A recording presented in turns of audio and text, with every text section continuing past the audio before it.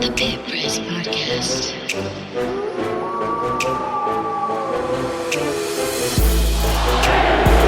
Reinholz launches from downtown. No. Van Horn, no. And that's it. New Mexico wins it.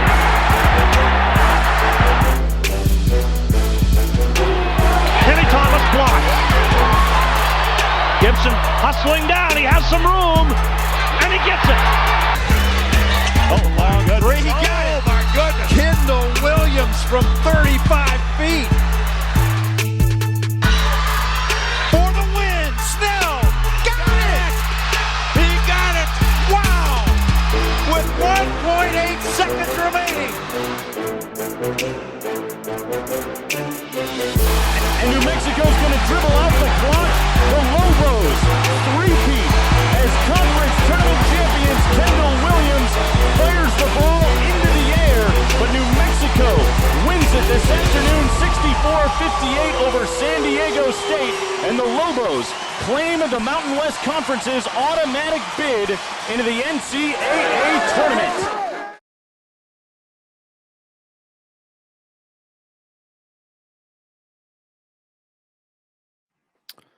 What's going on, Albuquerque, New Mexico? My name's Ryan Tamori. This is the Pit Press Podcast. Before I get to the gang or the usual suspects that join us, I want to thank other sponsors that have helped us in the production of this show and site. Looking for a place to watch the Lobos when they are on the road? Come by Turquoise Desert Tap Room, only a few minutes away from Santa Ana Star Casino. Catch the Lobos, other college football games, and all the NFL action. We only have 4 NFL games left. 5. 5. 2 today, 2 next Sunday. There's that journalism math at work. It's only a few minutes away from the Santa Ana Star Casino. Catch the Lobos, all the college football games, and all NFL action. God, the math really broke me. Stop by for food, drinks, and football. Turquoise Desert Tap Room also serves local brews on tap. Find them on Facebook. Find them on Instagram at Turquoise Desert Tap Room. Abrazo Homes is Lobo owned and Lobo operated and a proud supporter of the University of New Mexico Athletic Department and its student athletes. Join the movement and help Abrazo Homes build momentum by contributing to our friends Kurt Roth and Drew Herrig over at 505 Sports Venture Foundation or the UNM Lobo Club. When you buy an Abrazo home, you become a part of the Abrazo Familia. Looking to build the perfect home in New Mexico? Find them at abrazohomes.com. We're going to get to all of the action yesterday, just not UNM. We'll dissect what happened in the Mountain West Conference. It's Friday night as well. Get quick thoughts on that. Boise State, obviously, with a big win over San Diego State on the Big Boy CBS yesterday. I know the continuity of the podcast doesn't make sense, but I'm going to introduce the gang as usual, and the usual suspects that join me. I just like saying that, and I think of Kaiser Soze. I hope you guys got that reference. It's a great movie. I'm going to go over to the voice of the Western New Mexico Mustangs and a Lobo fan since 1970, and it's Ed Nunez. And before I say anything, 2 things. I always think of you, Ed, when I say familia, because one time when I was a kid, my grandmother, who spoke Polish and went to Polish Mass at 7 a.m. in central New Jersey, I did it in front of my dad. She asked me to say something nice in Spanish, and I said no habla español. And number 2 was I got to throw out this reference. Guess who gave us a retweet and a like this morning?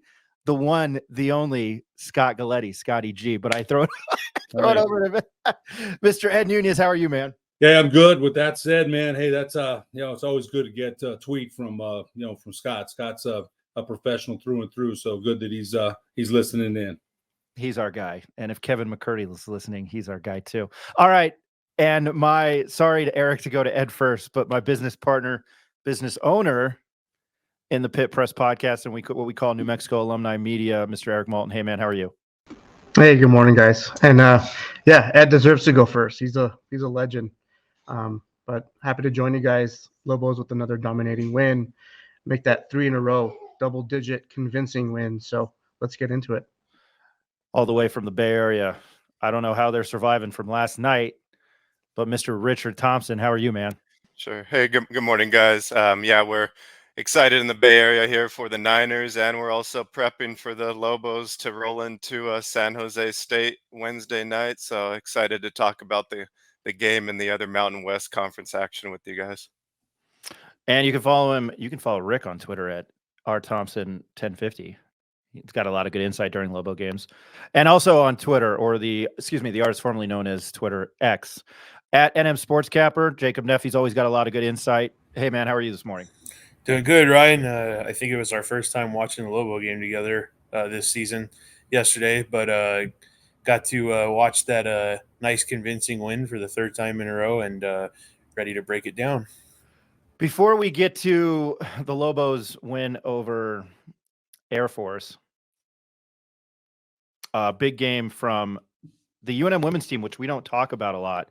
Viane Cumber hit a 3 to knock off number 25 UNLV in Vegas. Here it is, thanks to the Mountain West Network.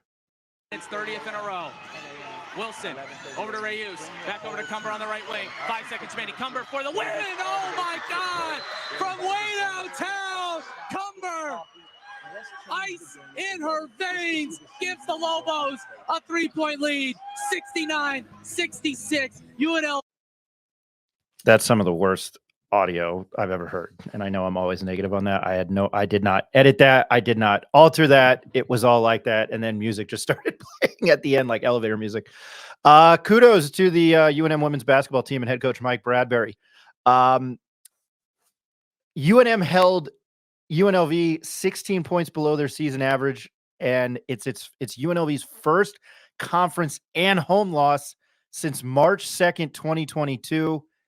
And it's the first win against a ranked opponent for Mike Bradbury and his Lobo group. And I don't think he was here then, since number 16 Marquette on November 13th, 2017. That might have still been Yvonne Sanchez. I don't remember. I apologize. And we don't talk enough about the women's team on here. We might be effing JJ Buck or somebody from that team on here this week. What a rather big win. Ed, I'll start with you on that. Just your thoughts. Well, I know you had a busy weekend in Silver, but you hear that news, it's pretty exciting. Well, Cumber, the former Sandia star, they said as soon as I'm reading the paper, a little bit of the article right now, and as soon as she caught it, she knew she had to release it. Felt good, she said. And it's Bradbury's, says here, Bradbury's first road win over a ranked opponent during his 8 seasons, and changed the outlook of the Mountain West race considerably. So big win for Coach Bradbury, and congratulations. When you hit a game winner on the road, man, winning one at home is great, but winning one on the road and kind of silencing everybody sometimes is almost as big a high as hitting one at home. So congratulations to the UNM women's basketball team. And Eric, real quickly, your thoughts. We had Viane Cumber on the podcast when we were at Mountain West Media Days, and she's considered a leader on that team. Finished with 22 points and 6 threes. So she's extremely talented shooter. And they've got some really solid pieces. Just was kind of going down the roster just to kind of look at the overall averages, but they've got a really good duo at the guard position with Nia Wilson and Anaya Ogman, probably 2 all-conference performers. But then you got other contributors like Viane Cumber, Charlotte Cole, who's really effective down low. They've got some solid pieces to make a run at the Mountain West Conference, and very convincing win yesterday. Man, they're kind of clicking right at the right time. So we'll hopefully start covering them a little bit more. We just got to get some more guys on, like you had mentioned. Yeah, that would be really helpful. We have not tried to ignore them, but again, we do this part-time and we don't get paid to do this. So just throwing that out there. We all do this because we like it. UNM, I looked it up. I Googled it. The Mountain West Conference standings are last year's. So thank you, mountainwest.com. I'm being snarky this morning. Sorry. ESPN, UNM is 4-2 in conference. UNLV, that was their first loss. UNLV, Wyoming are 5-1. Boise, New Mexico, and Nevada are at a 3-way tie at 4-2. So that's very exciting. Happy to see that. Now we will switch gears to the UNM men's basketball team. And Eric, you're probably going to hate me for this, but I really, really don't care because I didn't get to do this during the preview. And I know that it's the Air Force Academy and not the Naval Academy. It's not the Navy, but I got to play Kenny Loggins.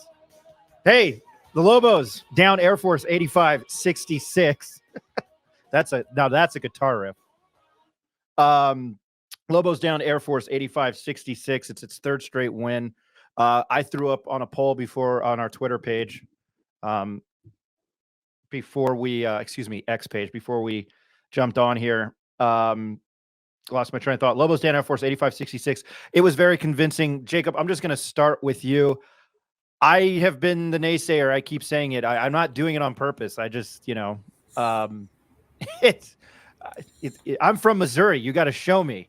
And the Lobos have looked very, very good in the last week and have looked very, very good in their last 3 games. Everything's been by double digits. I know 2 were at home, but I don't know your thoughts real quickly. Yeah. I thought that it was just to break it down real quick overall, the entire, piece of it. I thought it was shaky to start for the first couple minutes again. But then they settled in. They eventually, got it going, doing what they needed to do, got them into their type of game, got Air Force to play into their type of game. I thought they did a pretty good job defending the 3, 7 for 22 for Air Force. We said that was going to be key. They shot below their season average, a lot of those guys. So good job there. They didn't get hit with too many back cuts to the basket. There was a couple throughout the game, but they did a pretty good job containing that. And then overall, yesterday, it seemed to me you could have dumped that ball down into the paint to Toppin at any point yesterday, and it was a free 2 points. I mean, the athleticism advantage was so distinct. You just saw it. Air Force shot the free throw terribly. UNM did a pretty good job again. I mean, I know what they're, I think 11 of 14, which comes out to be like 76, 77%. So not too bad for the road, only missing 3.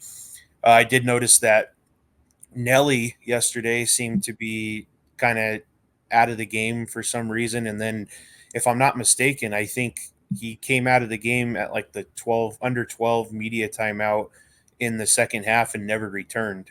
They played Amzil the rest. And I don't know if that was just because that was part of the strategy and what was working and kind of the lineup that they needed to put into the game based off of, Air Force's big guys kind of playing on the perimeter. So they thought Amzil would be a better guard for that. But I noticed that he didn't really play after that media timeout. But overall, we didn't shoot the 3 well again yesterday, but you could still see when they have the advantage down low, you gotta keep feeding the ball down low. And sometimes it's not going to all be about the guards. And Toppin was amazing again yesterday. I mean, this guy's just continuously putting up ridiculous numbers and showing how good he is. But overall, I thought it was pretty solid performance. I mean, that's an easy game to go in there and slip up on, especially with how they've been playing against quality opponents in the Mountain West. So I was impressed. I think I said on the live yesterday before the game went on, I'm not sure I would have given the 10.5 points, right? Which meant I thought maybe it would be a little bit of a closer game than expected. I was wrong there. I'm glad I was. And I think they looked pretty good yesterday. We're going to get into a JT Toppin later because he had a really, really good game. He's been a stud. And kind of a side note about the season he's having, and I'm glad Rick brought that to my attention. And I don't think, Ed, I'll save that for you. But Air Force missed a lot of shots in the first half. UNM went on a 13-0 run, and it was kind of over from that point. You rewatched the game. What were your thoughts in general? I thought, as I said that, we talked about JT Toppin, and I want to just mention real quick that left-handed jump hook is lethal. They exploited their size advantage. UNM had a size advantage, and Jacob makes a good point that when you threw it down there, we mentioned earlier in the year, last year we could count on New Daisy and Alec giving us some points in the post, and it's really developed. Last 2 games, Nelly with 26 and now Toppin with 25. Toppin's been the freshman of the week 5 times. This might be 6 this week. So I think what I was impressed with, he's also developed a right-hand jump hook. The athleticism is off the charts. I don't know that we've seen an athletic big man like this at UNM for, a freshman. And, Pete Gillen kept saying he's one of the best freshmen in the country. And I thought, wow, Pete Gillen's been around the game a long time. That's pretty, it's a pretty good statement. The other thing was UNM was able to run in transition before Air Force set up their half-court defense, and they ran with efficiency. Stole the ball, spread the. You got guys on the fast break, wide, easy buckets, and I thought they moved the ball with energy. I thought Washington shot the ball with confidence.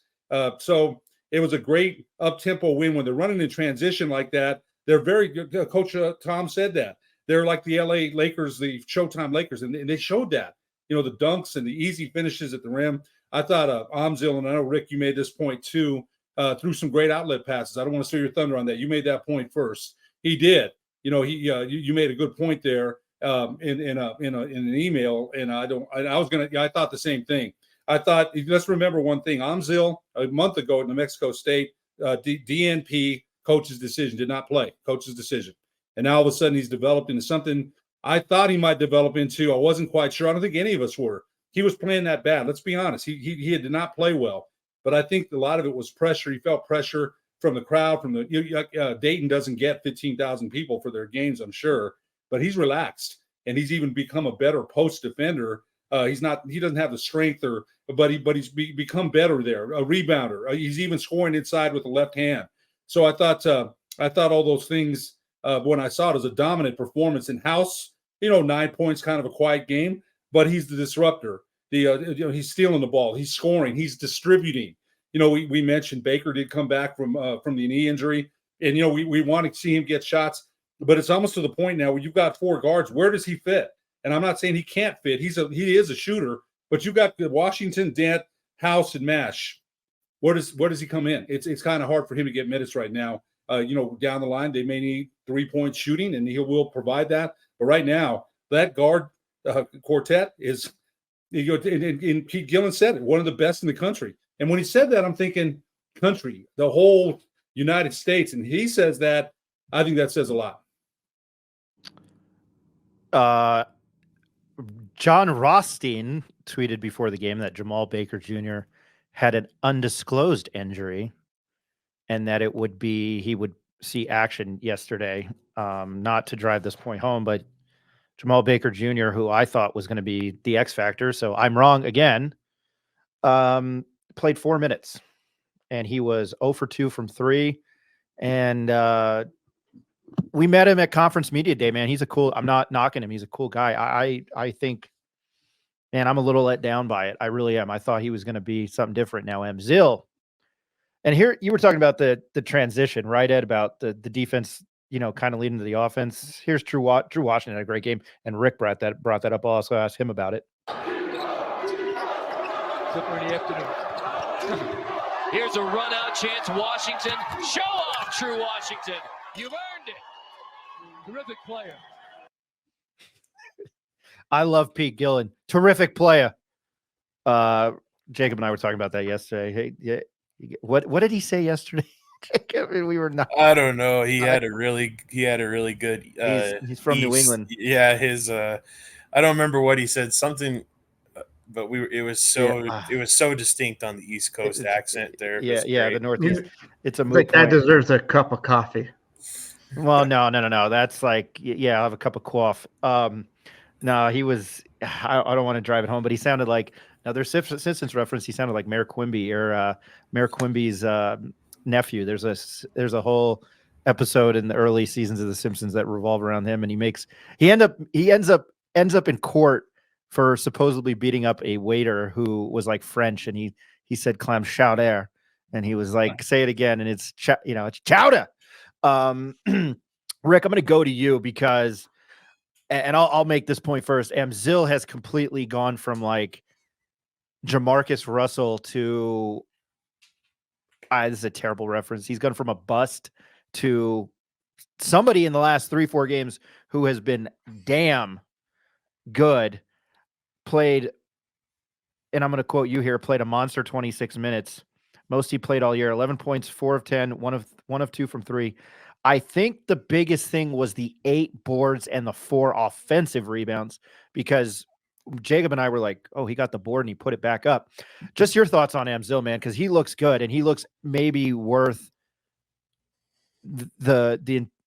worth everything coming to UNM. He looks really good now. Yeah, I still can't believe the transformation that this guy is having in conference play. I've said it before. I called him dead in the water a few weeks ago and said he shouldn't touch the floor, and here he is, probably along with Washington, obviously our most effective bench player. And Jacob was kind of hitting on it the end of the game. They just kept Amzil in there for 26 minutes, the most he's had all year, and left Nelly out. I think that's just because the effectiveness that Amzil was having on the overall tempo of the game. 4 offensive rebounds, and when he was getting defensive rebounds on the other end, Ed was already hitting on it. I really like the way he's able to kind of grab it and dribble out himself and make the outlet pass. And there was a few times he got the steal or a deflection, and he's able to start taking the ball up the court and find, Dent or whoever's out on the wing, and then that just ignites our transition. So I think he throws a different wrinkle into the overall game, when he's able to kind of be a playmaker in transition and handle the ball a little better than Nelly or Toppin when he gets the rebound himself. So plus 27 on the night. I think that was the biggest plus minus of any player. So just really fired up about him. And he made another three. So I think he's made a three. I don't know if it's the last 3 games, but maybe 3 out of the last 4 games he's hit a three. So that's coming along, and that's going to be huge for us. And our other big player, you're hitting on Washington, and he just makes all the little plays for me. Those steals and plays at the end of the half, I think really put a damper on any hopes Air Force had there. But you got to give your hats off to Air Force. The beginning of the second half, they did come out on a little run of their own, and like we've seen the Lobos do in conference play on the road, they're kind of slow to kick off the second half. But we were able to weather that storm yesterday, and Jacob always refers to, being able to absorb the punch and then deal one back. And I was just impressed about how we were able to do that. And I think it was just sparked by Amzil and Washington's play, because outside of Toppin, our starters didn't have great games. I always say it all the time, and I say it a lot on this show. I haven't said it in a while, but it was kind of when we started the website and the podcast. Bill Parcells, you are what your record is, and number 2 is Mike Tyson. Everybody's got a plan, and I think I'm paraphrasing it, but everybody's got a plan until they get punched in the mouth. And I think Richard Pitino, we had mentioned that maybe he had been outcoached, and I think he's done a pretty damn good job the last 3 games. Again, we're not 2-4. They are not 2-4 in conference play. They're now 4-2 in conference play and in the thick of it. So that's important. I took the hat off because this hat hurts to wear, and I'm not plugging Barstool, but there you go, making free throws. UNM 11 of 14, only 14 free throw attempts yesterday. Air Force 7 of 22. 9 of 19. They were 7 to 22 from the 3-point line. 9 of 19 from the from the free throw line. That's 10 points. That could have had you right in the thick of the game. And I think it was Bo Becker towards the end. Like, he missed a bad one, and I was like, man, I was thinking to myself, I didn't say anything to Jacob, but I was curious about what their free throw percentage was for yesterday. Hey, here's Amzil. Thanks again to CBS Sports Network on this. And Pete Gillen, excuse me, I accidentally hit mute on myself there. And his Chowda. Player in there. Oh, Amzil comes away with a steal. Lob ahead, run out jam. Donovan Dent off the look from Amzil. Eric, I haven't gone to you. Just your overall thoughts on the game yesterday. Well, since we're on the topic of Amzil, I really liked what Rick had to say. Everything about Amzil, just kind of him kind of making that transition to his newfound role. I think that he's really put an emphasis on kind of learning that 4 spot a little bit more. And I had made a comment on Twitter yesterday that I like the new wrinkle of the offense, because they're starting to look for Amzil kind of more towards the elbow free throw line area, which really kind of got UNM into that action of that high-low play. He got the ball at the elbow and actually just kind of dumped it down low to Toppin for an easy dunk. And that's kind of what he brings to this team, right? He makes the high IQ basketball play. He can shoot it. He got a lot of rebounds, eight total yesterday. But he's bringing a different element, and because of his size and his ability to shoot, starting to stretch the floor. So I think he just kind of adds that dynamic feel to his game and gives the Lobos another option. But one thing we haven't really touched on in this podcast episode yet is the defense that UNM played yesterday, and I also commented on that on Twitter. And one thing I really liked about them was they were playing really good perimeter defense yesterday. And I don't know if people picked up on that yet, but I think it really bothered Air Force because Air Force relies on these back cuts on moving the ball, coming off the ball screen, working on some slips. And UNM was really good about closing out on the perimeter, knowing where the shooters were and just making it really hard and challenging them on their shots. A big reason why Air Force was not really able to get into rhythm. Shot 7 of 22 from 3. They were definitely below on their overall scoring average for this season. And I think that was just kind of driven by UNM's focus of making it really challenging on Air Force to kind of get into their offensive scheme. And it came from all 5 guys. I don't think they had such a huge block party yesterday. I think they had 6 block shots. But it was the rotation. Guys on the weak side jumping into the passing lanes. House had 4 steals yesterday. We talked about it in the pregame live show that we were looking at some of these guards. Yeah, 4 steals. So we were looking at these guards to kind of really be disruptive and making it challenging for Air Force to get into their offense. And once they did start kind of finding a rhythm, then they just applied more pressure and closed out. So that defense kind of translated into getting a lot of those open looks. And what was the stat? The points from turnovers, 26 for UNM. Right. So I think that was definitely one of the contributing factors there. And this team continues to be impressive on the defensive side.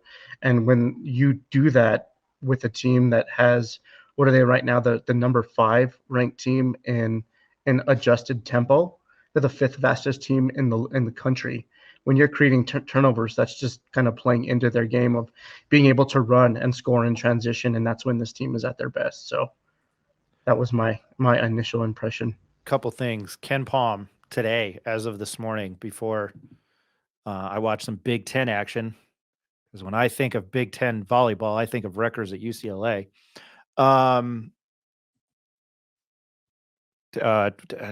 Jacob, was it Shannon Brown or Terrence Brown? What's his name? The kid that he's back.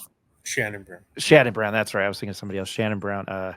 He threatened to sue, I think, Illinois. He's back today against Rutgers, and boy, howdy.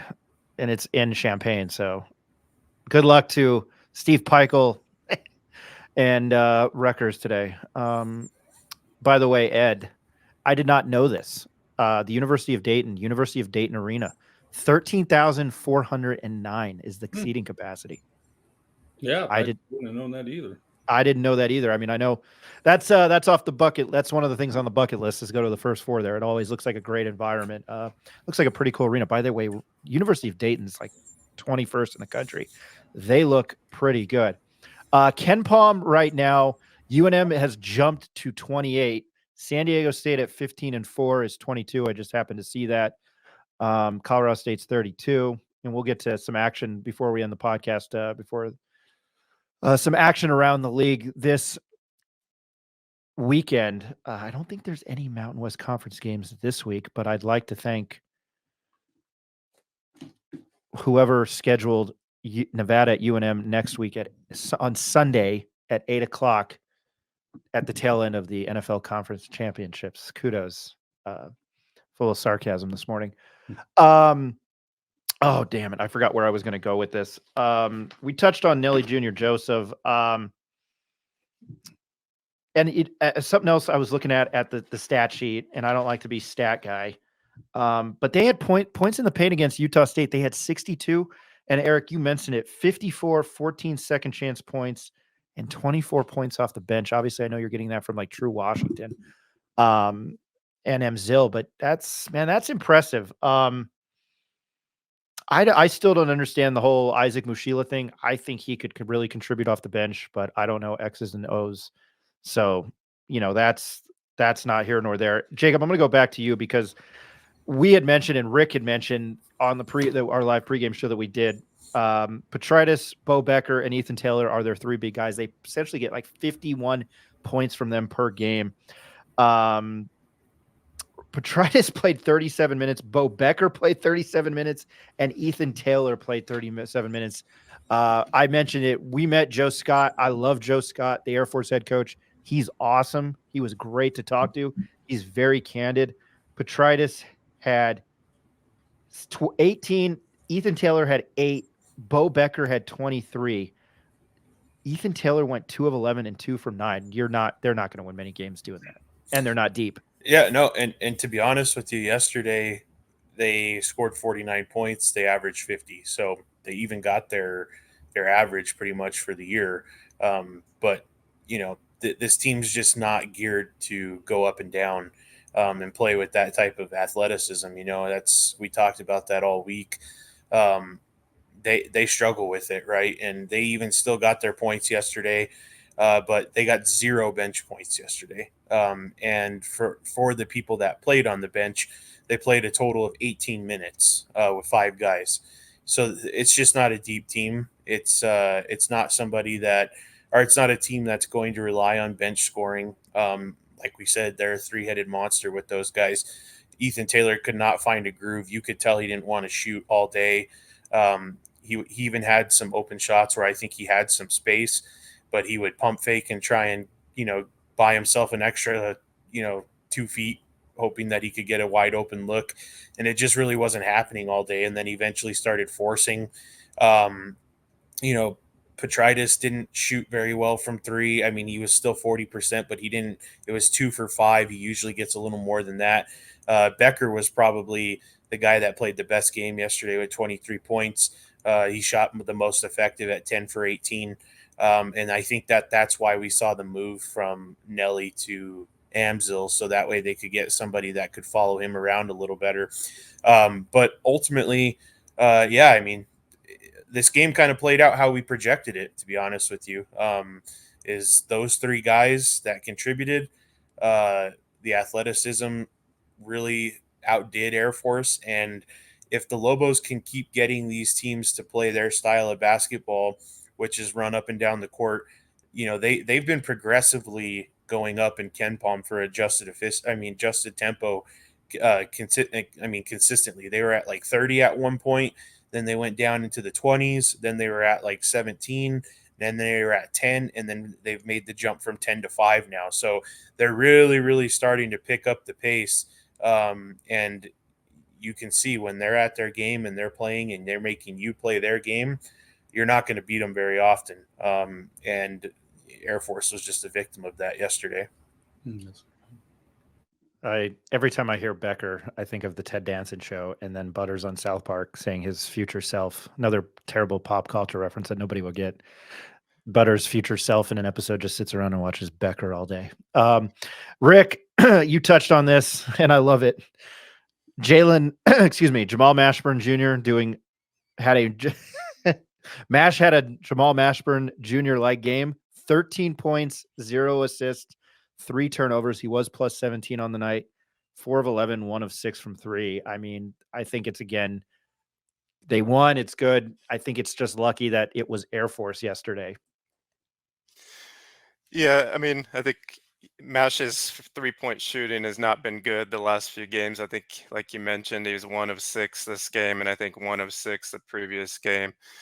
It doesn't look like he's going to change his ways too much moving forward, but I think that's okay because he did come through with some big drives to the hoop and knocking down some, 4 out of his 5 free throws. So, ESPN actually just had a nice article about some father and sons that played both college at a high level, and Mashburn was one of them, being commented with his father, who was a great NBA player and of course played at Kentucky. I wish this Mashburn Jr. had a few more inches on him like his dad, so he could go down low a little more. But I think Mash Mashburn Jr. is what he is at this point. He's a great scorer, and we just have to take him for what he is. I don't think his game is going to change too much into a distributor. So I think we just have to take him for what it is. I just wanted to hit on one thing in terms of our defense, though, that Eric and Jacob were hitting on, and how we frustrated Air Force is, Air Force was given a lot of ball fakes at the top where our big guys were kind of going for the initial fake, and then they would give a pass out to the wing or drive. And our help side defense was just rotating great yesterday. And the guards always know where to go on the weak side and along with our big men. So if someone gets beat yesterday, there was always a help side defender, but more importantly, there was the secondary help of another man rotating to cover whoever just left their man. So I think, as long as we keep playing that type of D, Mashburn can have these games going forward and we'll still be okay. I want to comment real quick on what Rick just said, because I think that's 100% spot on. I think early in the first half and even the second half, with those ball fakes that Air Force was going on, did get Toppin and did get Nelly and some of those guys up in the air, and that's when they were able to move the ball and then cut or slash right after that, and they were creating opportunities for themselves to get easy buckets on layups. But as soon as the Lobos made that defensive adjustment to not jump at those ball fakes, to stay grounded, to rotate on defense, and then, like you mentioned, have the weak side guys kind of just knowing what was going on and knowing where the ball was at all times, that's when it really grounded the Lobos, and that's when they really started clicking and forced or really just kind of influenced that 8-0 run in the first half, and then that 13-0 run. And that's when the Lobos were out running and went up 20 in the first half. So, yeah, I think you hit it spot on. Let me make a point to that, too. I think you're both right about that. When you score in transition the way that New Mexico was scoring, everybody gets hungry. Everybody sees that and sees the way with athletic players. And Pete Gillen hit on that more than one time. He was mentioned talking about UNM's athleticism. And when they get out and run, and Rick, you played with Roman Andrade, man. Roman Andrade is one of the best New Mexico players ever. Played pro in Mexico, heck of an athlete. So when you get out and score, everybody gets hungry. Everybody gets hungry defensively. Rotations are better, and I think that's what we saw with New Mexico. Quick point here about Mushila. I think yesterday would have been a good time to put him in. He's 6'4". It's not, and they say sometimes they don't put him in because the other team is taller. But he does. One quick point about him: he went in the game on Tuesday, 4 free throws, does his job. Remember, he started where he was at last year. Hasn't complained. Just does his job. So he's the kind of guy that you can put in, and he will come in and do his job and does it without complaining. The other thing is, Nelly had 25 points the last game against Utah State, and then he doesn't. You good point there, Rick. They went to Amzil and Jacob, and they went to Amzil instead of Nelly. That's depth. That speaks to their depth, and then, how good they've become inside. And about a month ago, they weren't so good inside. They were having trouble scoring from the post. Quick points from my son, and he makes some really good points here. 3-point shooting, it hasn't been good for New Mexico. Somewhere down the line, they're going to have to get better. They go to Nevada and to San Diego State in mid-February.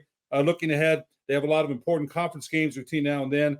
Point is, they're not going to dominate the paint every game like they have in the last couple. Nelly and Toppin will probably get in foul trouble down the line somewhere. House, Mash, Dent, Washington, Baker, and Amzil are going to have to shoot a better percentage on catch and shoot threes as the conference season goes on. I thought that's a great point. It hasn't hurt them yet. They're scoring in transition. Everybody's eating, right? Everybody's laying it up, having a good time.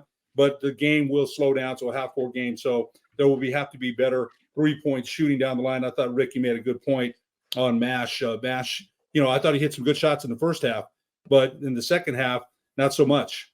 They didn't need it. They were ahead by a large margin, but somewhere down the line, their 3-point shooting will have to get better.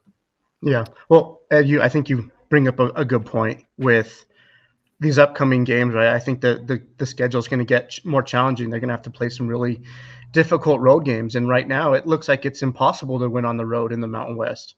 But with playing these road games and playing these stronger teams, those teams are looking to slow the game down, right? So the Lobos are going to have to be just more efficient and put more of an emphasis on being more effective in the half-court game. And that's where we see Mashburn take over games. And that's what I think his skill set is more designed to do. I think he can be a little erratic at time and force some shots, but he's got a skill on this team that no one else does, and that's being able to create his own shot out of the offense and take guys one-on-one.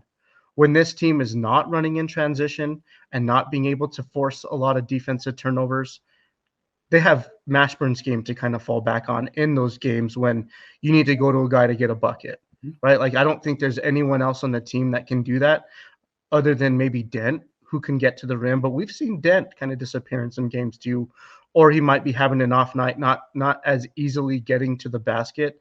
But if you have a guy like Mashburn you can turn to, this is exactly what you're just talking about, Ed, the overall depth and the different skill sets that these guys kind of have, and they bring it all together. So it's going to depend. I with the Lobos right now, it's kind of pick your poison, and right now they're just clicking on all cylinders.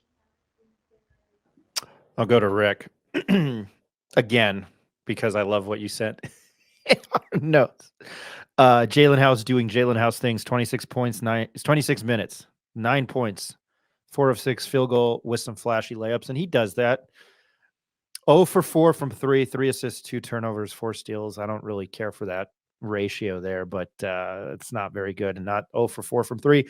But again, it's not like these two crafty veterans, trusty veterans that are winning these games. To me, yesterday it was, well, Amzil's a veteran, but it seems, it's Dent. It's been Toppin lately. And it almost feels like, please don't take this out of context, it almost feels like Jamal Mashburn and Jalen House, other than Jalen House with a couple of good games, they feel like they're along for the ride. But his stat line, your thoughts? His stat line wasn't his greatest game, but what, for me, he's just the heartbeat of the team. And when he's not on the court, we just lose some of our energy at times. So even though I wasn't big on him trying to get into it with the Air Force fans while he was on the bench, I thought that could have led to a technical. He wouldn't be quiet for a while there in the first half. I don't think you can remove his impact that he's going to have moving forward.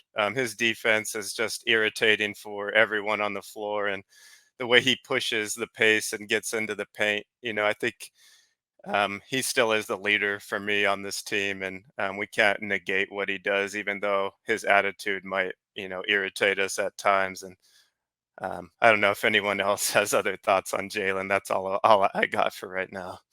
I don't please don't take that out of context. It's just a thought that I had. I think he's still the leader. I mean, he doesn't talk to the media, not that he really needs to. I think that, Mash is good vocal. I know I've heard that House doesn't like to talk. But I think that, he's the leader. I don't know if Ed or Eric or Jacob have any thoughts on that. Ed, I can go to you first. I think Rick's right, and we've said this on this podcast. He is the Energizer bunny. I think, to me, him talking yesterday and the mouthpiece out, chewing the mouthpiece, that's him. There's not much you're going to change about him. When it's going good and they're playing downhill, clap, clap, clap. Everybody's up, and hey, that's great. But there's the other part of that that's a distraction, the pushing of the UNLV player. And some people, somebody commented that, hey, if he gets a couple bad fouls, so what? Well, it does matter. Situational basketball matters. Emotional intelligence from a fifth-year senior matters. But all those other things that Rick mentioned, and I think Eric has mentioned, Jacob's mentioned, you've mentioned, Ryan, he's an Energizer bunny, and they feed off of him, especially when they're running in transition and playing downhill like that. My goodness, that's when the pit is at its full. Who doesn't like fast break basketball? They mentioned the Showtime Lakers, and back in the day, the Fabulous Forum was rocking with that basketball. Of course, New Mexico's not on that level, but when they're playing like that, I don't. I'd rather see Charles Oakley fight half of the Chicago Bulls. Well, that was good too. Although he did kind of back down to Mahorn a little bit, I remember that. But Rick Mahorn is one of those guys that I'd probably, I'd run too. But back to not in a dark alley. What's that? You don't want to run into him in a dark alley. Oh, no way. So I think we've said this: the good house, the bad house. yesterday was, again, he stole the ball. New Mexico, he started that run of New Mexico when they went on that 13-0 run. It was over with. We're going to see the same thing the rest of the season. He's not going to be quiet. You can't corral that. You can't say stop because he can't help it. He really can't. You've seen it. People have gone to him stop, and that's the way he is. That's what he feeds off. We got to deal with it. Most of the time, it's good. He's kind of like, and Rick, you can counterpoint me. He's almost like Patrick Beverly, but you hate him when he's on everybody else's team, but you would don't tell me San Diego State wouldn't take him in a heartbeat. Yeah, I think that's a really good comparison. I think House might be a little better of a outside shooter, but Patrick Beverly, he was an absolute scorer in high school and in college, and And at Arkansas. Yeah, he changed his game to stay in the NBA as long as he has and really fit his role. So I think House it does have a similar game where he's the defensive stopper, defensive pest, like we like to call him, but can also knock down some big shots. I think that's a great comparison. Actually, someone else already also called it out on the internet, but comparing House to Jose Alvarado on the Pelicans, who likes to do that steal where he pretends he's sitting on the bench and then will run behind you and take the ball off of an inbound. So if House could add that to his game, that would be pretty cool. Jacob knows what I'm about to say. It's one of the best nicknames recently. Grand Theft Alvarado. Eric, you look like you were going to say something. Yeah, well, I was just going to provide my overall evaluation on what I saw from House yesterday. And analytically speaking, 4 steals. Rick and Ed were both talking about the energy that he brings to the floor, some of the intangibles.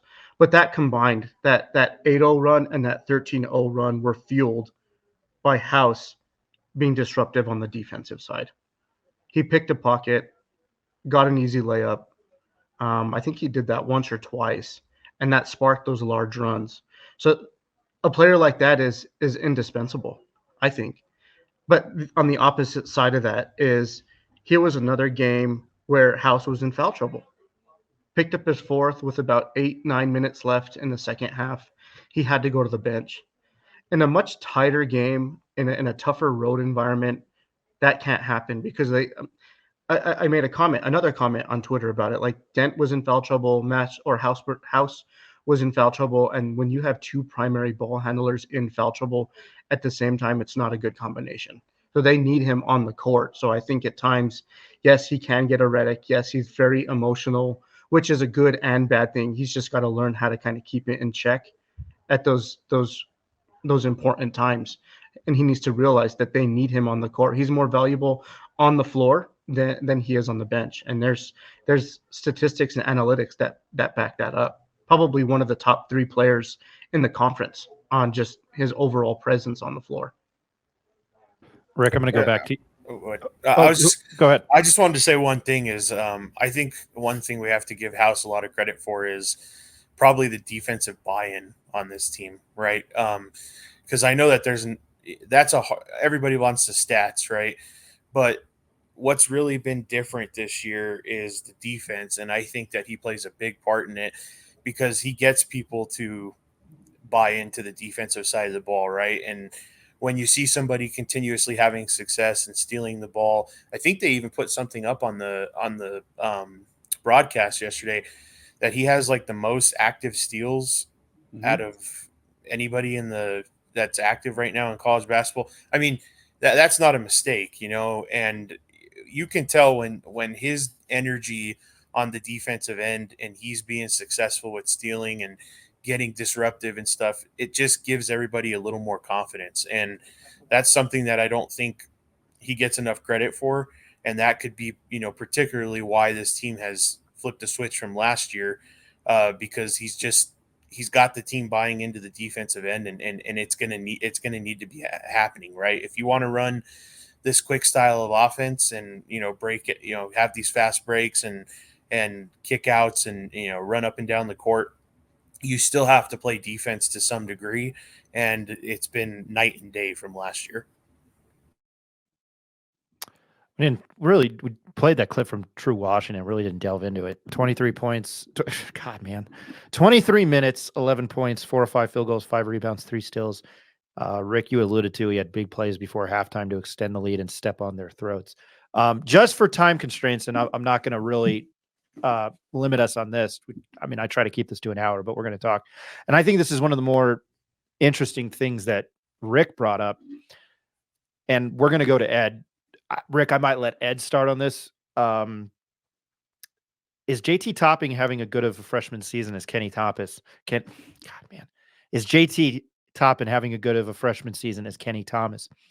The comparison versus Kenny Thomas's freshman year in '95. Kenny Thomas averaged 14.7 points, 7.8 rebounds, about 2 assists, about 2 blocks, 70% free throw shooter.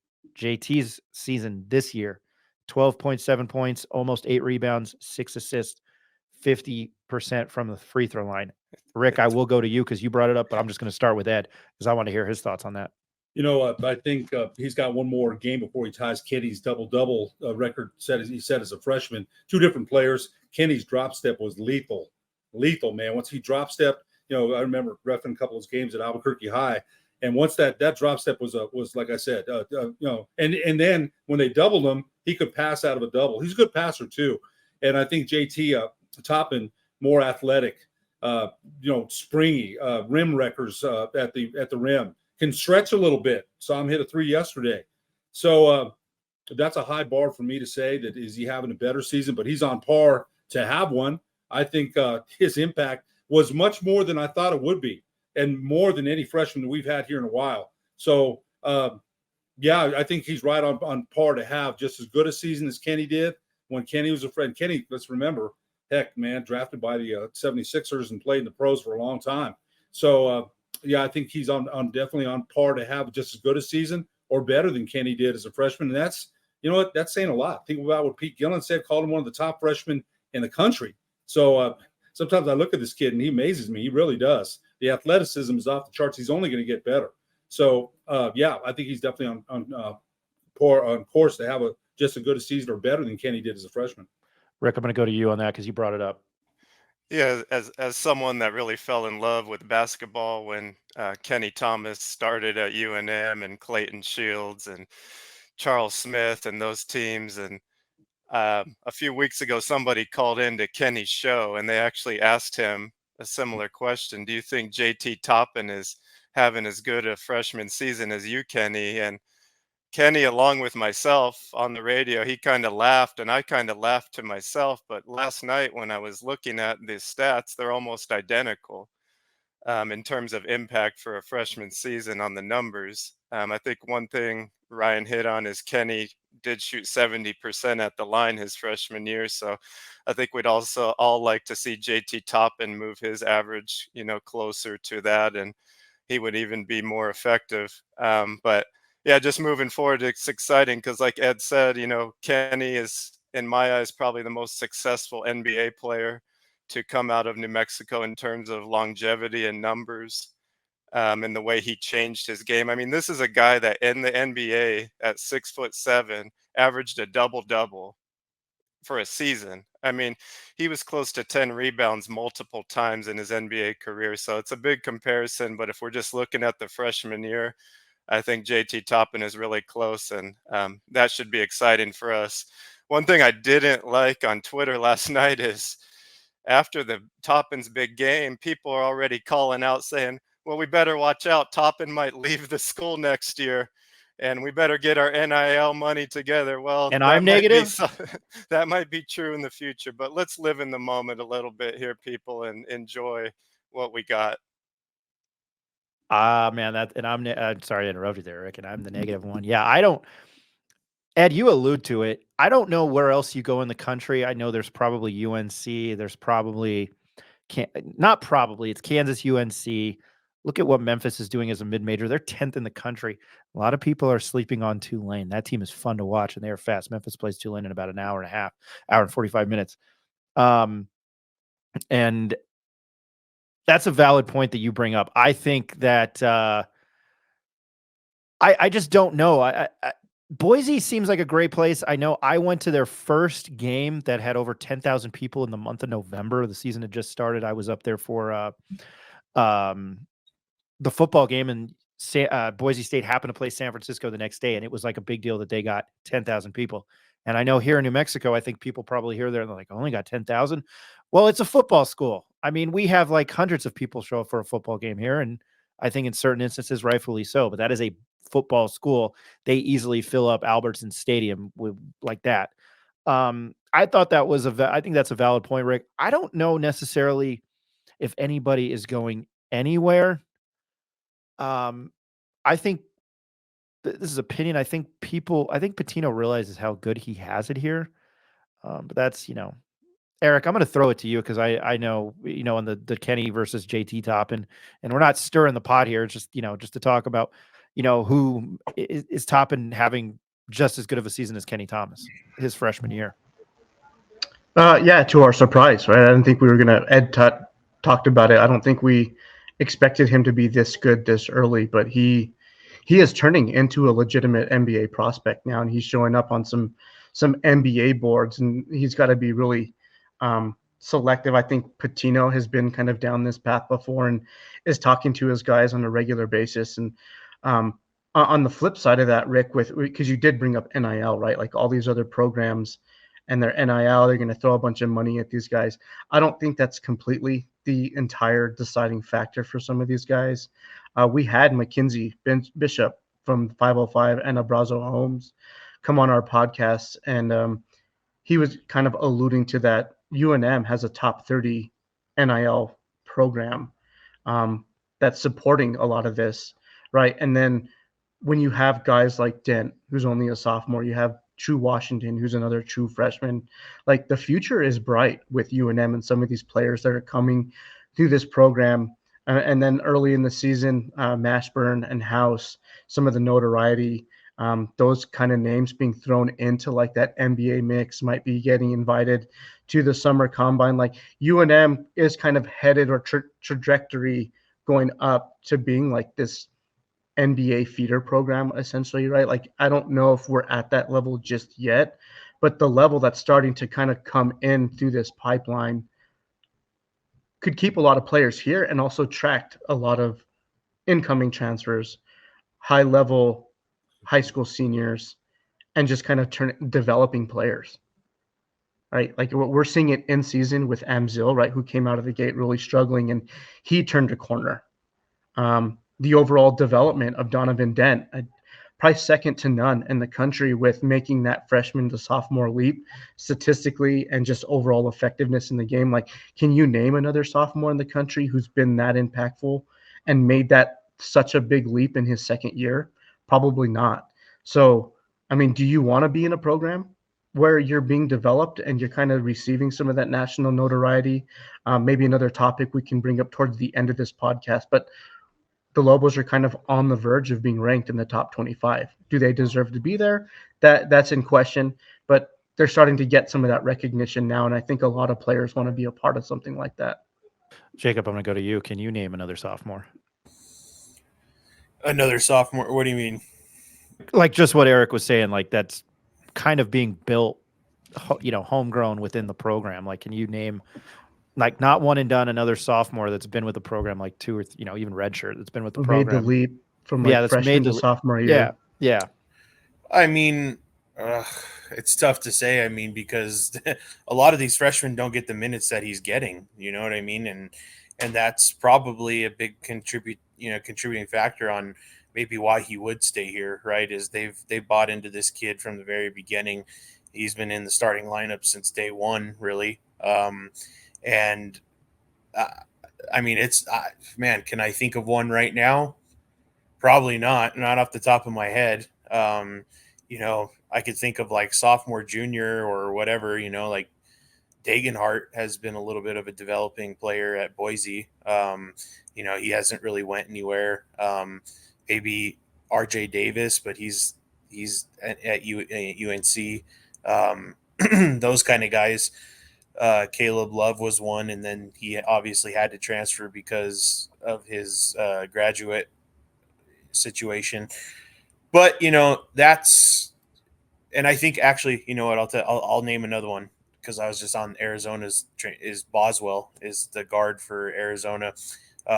He was a freshman last year, but he didn't start like Toppin is. But he's developing as a pretty good player. He's their starting point guard this year. He's a sophomore. But I mean, there's just these little instances, right? It's not very, to our point, it's not very common for you to see these freshmen developing at a program and, you know, getting so much time right off the bat. So yeah, it's you threw me off with that one, but there's a couple instances that come up here and there. Yeah, but the programs you just mentioned are definitely like Oh, blue yeah. blood. Yeah, Blue blood, absolutely. right? Absolutely. Duke or North Carolina, Arizona. Teams yep. that are predominantly in the Elite Eight, Final Four. Right. Yep. Like we're in comparison to UNM. So yeah, absolutely. I didn't mean to put you on the spot there, Jacob. I thought No. I thought you would rip that off like immediately. Yeah, I know. What we want to incorporate into the show is whipping around the Mountain West Conference and what happened. You know, obviously, I think the Mountain West Conference predominantly plays Saturday and Tuesday and Wednesday. They do have some Friday and Sunday games in there, like next Sunday, hosting Nevada. You know, you heard that right. Steve Alford's back in town. Steve Londa.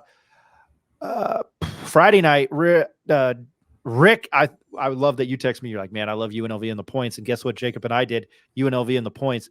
Caleb and Kalen Boone are the real deal. That Ben Wally guy, that guy is phenomenal. He's we'll get to snake of the week, Eric. I wanted to whip around the Mountain West Conference.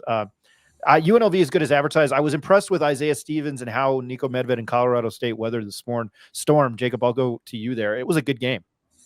It was a good game, and as much love, and you know, Rick and I had talked about this a little bit. As much love as Steven gets, Clifford he's the real deal, man. I mean, you don't get very many long guards like that, and to me, when I watch him to relate to a New Mexico player, he reminds me so much of Tony Snell. He runs up and down the baseline. He's a good passer. He can spot up and shoot. He shoots the three well. I mean, he hit so many big shots in that game for Colorado State to come back. He made a couple of good passes at the end. That was a great game, and I thought UNLV would pull it off in the end, but they just couldn't hold off Colorado State at the very last second. And, you know, it just goes to what we've been talking about. It's hard to win on the road in these environments. But UNLV is definitely a team to watch out for, you know, down the stretch. They're a team that could easily win the Mountain West Conference tourney in March and steal a bid from somebody down the line, because this team is made up of big transfers from Big 12 schools, with, you know, mixed in with some young players as well, right? Which is kind of what UNM is. You know, you got big transfers from good schools. And it's starting to mesh for them, right? It takes a little bit for some of these teams, and they weren't fully healthy at the beginning of the year. So you're going to go back and look at their schedule and say, oh, these guys lost to Southern the first game of the season. They weren't healthy. They didn't have everybody playing that game. So they've built themselves such a hole that they're probably going to have to win the Mountain West Conference tournament to get into the tournament. But it's a team that definitely could. I mean, they definitely have the pieces.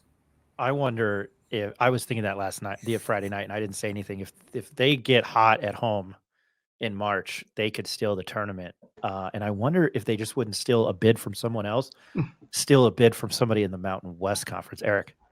Yep. One point that I wanted to bring out, which I don't think a lot of people realize, but Neff just talked about them getting healthy. Well, one of the Boone twins was suspended for the beginning of the season, right, for getting into some trouble. And the game that he came back, nobody's perfect. What was for the Creighton game, and they blew the doors off Creighton that game because of how effective they were together. And then I think that's kind of what opened the floodgates. And I think they're just continuing to get better. So once they had all their additional pieces kind of built into the rotation, they did get healthy. They have a really good freshman guard in Deaton Thomas, who, man, if he could stick around that program, then the Mountain West is going to be an exciting league for a long time. But yeah, I do like UNLV, definitely a dark horse in that Mountain West Conference race. Switching over in the big one on Saturday was San Diego State at Boise. and San Diego State they were up like about 5 or 6. They held off San Diego State 67-66. San Diego State with a big push there. I can't figure out this Boise State team. I think they're pretty good. Omar Stanley had 17 points, 7 rebounds. I think he's a difference maker. He's a St. John's transfer for Leon Rice and crew up there. And much to unpopular opinion, I enjoyed talking to Leon Rice. I thought he was great. I know that he's kind of like probably public enemy number 1. He's public enemy number 2 next to Steve Alford. Jacob, I'm going back to you because I know you watch a lot of it. Just your thoughts on that game. Well, it's the same thing that keeps happening for San Diego State. They can't knock down a consistent 3, kind of like the Lobos. But what they don't have to fall back on is the pace of tempo to get them easy baskets, right? They like to kind of play a methodical half-court offense, and they're just struggling to shoot the 3. I mean, yesterday, I think they shot 25% from 3 again. You just can't do that on the road. And they threw up 24 threes. You can't do that on the road and win, with shooting that percentage. Another thing with them is, they almost got out rebounded yesterday by Boise State. And that's just not a team that I expect to even be in the rebound race with San Diego State. That a lot more athletic than Boise. But, Boise had played the toughest non-con schedule in the Mountain West. And a lot of people don't understand that. They see the record and go, 13-5, they lost 5 games. It was clear that they played the best out of conference schedule. And that's going to help them, I think, down the line. A lot of people look at 5 losses and thinks that that's going to hurt them. That's probably going to help them. And now they're playing in conference play. They've been solid in conference play. They're a team that's going to sneak in, I think, to the tournament because, they tested themselves well enough at the beginning of the year. And now, they're starting to get quality wins in the Mountain West Conference. So yesterday, pretty good game, obviously. Boise did slip up at the very end. They were up by like 6 or 7 with 29 seconds, and they only ended up winning by 1, but they still found a way to hold them off. It's still a big win for them. Eric, I know you're the one watching it. Ed, I know you were in Silver City, so I won't put you on the spot there. But Eric, just your overall thoughts on Boise winning. Oh yeah, I think they're definitely a good team, and they're loaded. They got some incoming transfers. Omar Stanley, who proved to be a really good player. I think he had 4 or 5 threes against San Diego State. Finished with 17 points. Not a whole lot of people paid attention to him as being like this outside or perimeter threat, and he killed San Diego State with his outside shot. And I think that freshman, and that name is slipping my mind. He came from the Big West. He was freshman of the year last year, the point guard, that Roddy Anderson. He had a big game. I think he finished in double figures. So yeah, I think they got a healthy dose of some of those incoming transfers. And then you just have the household names with Boise State, like Degan Hart, Max Rice. They have Chase Whiting, who is he's only a sophomore with playing wise, but I think he's one of the older because he went on one of those missions and came back. But he's also an important piece to them, and I think them playing such a challenging non-conference schedule, they still have 5 Q1 wins, which is why they're a tough team. So man, I'm excited for the Mountain West, the conference. They're talking about this league getting 6 bids, which kind of not being a hoax or not being such a rumor. It's very doable or very possible of happening. I don't know how realistic it is, but man, it's any team in the Mountain West any given night is a tough knockout. Well, that's because the Pac-12 is garbage. And Jacob will attest to that. Rolling around the rest of the conference, Wyoming knocked off Nevada, so I'm sure that makes Lobo fan happy. 98-93 yesterday afternoon. That was a pretty big deal. Obviously, Wyoming did it at home in Arena Auditorium, and then Utah State beat Fresno State by 21. Fresno State is not good. So that was the whip around in the Mountain West Conference. And then Tuesday night, Wyoming is at San Diego State. Boise's at Fresno State. Air Force is at UNLV. And Wednesday night, Colorado State is at Nevada. That's on the radar. That tip is at 8:30, and then that's on FS1. And then New Mexico heads to San Jose State. We're efforting Tim Miles. I'm going to try again. They are 1-4 in conference. I'm imagining that UNM probably, I don't know, yeah, they're probably heading home. But it's that time again for us to our snake of the week. And this is a snake of the week, bro. We needed to define it. And here, if you're watching on video, he looks like he broke out of prison in the early 1900s. He's more charismatic. He should again, not good audio, but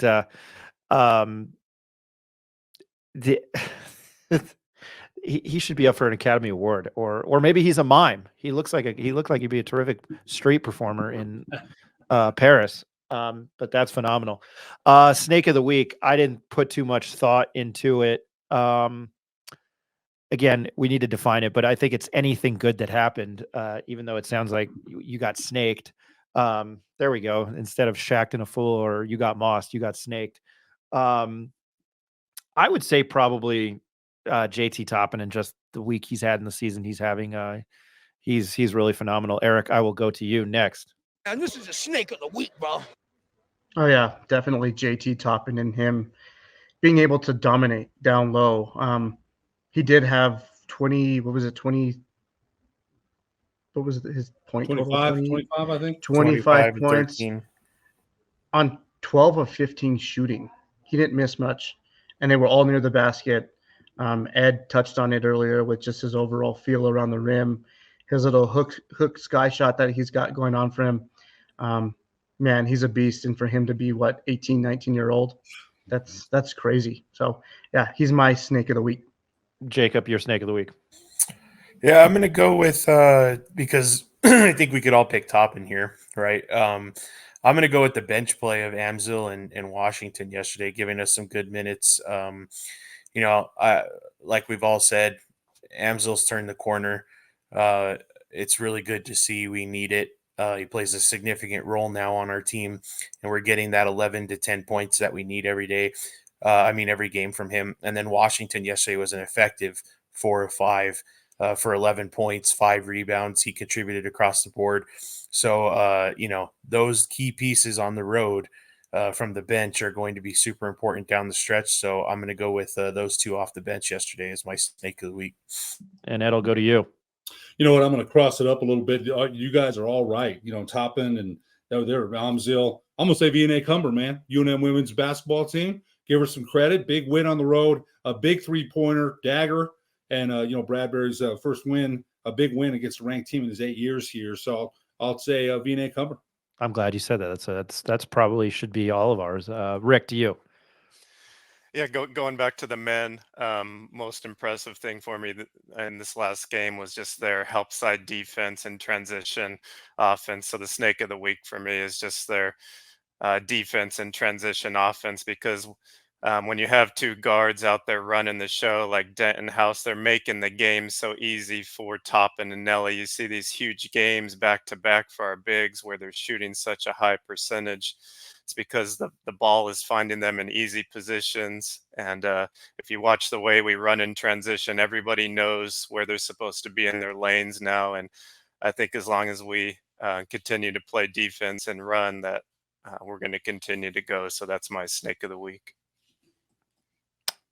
I like that pick because I just copped out and said Toppin.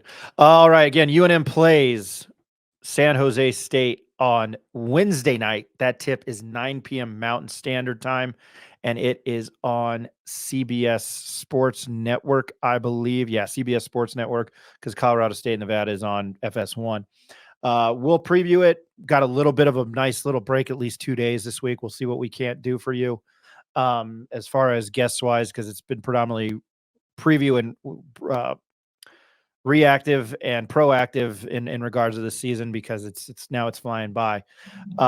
Hey, check us out on YouTube. Give us a like, hit subscribe, or feel free to block us on Twitter, TMACABQ.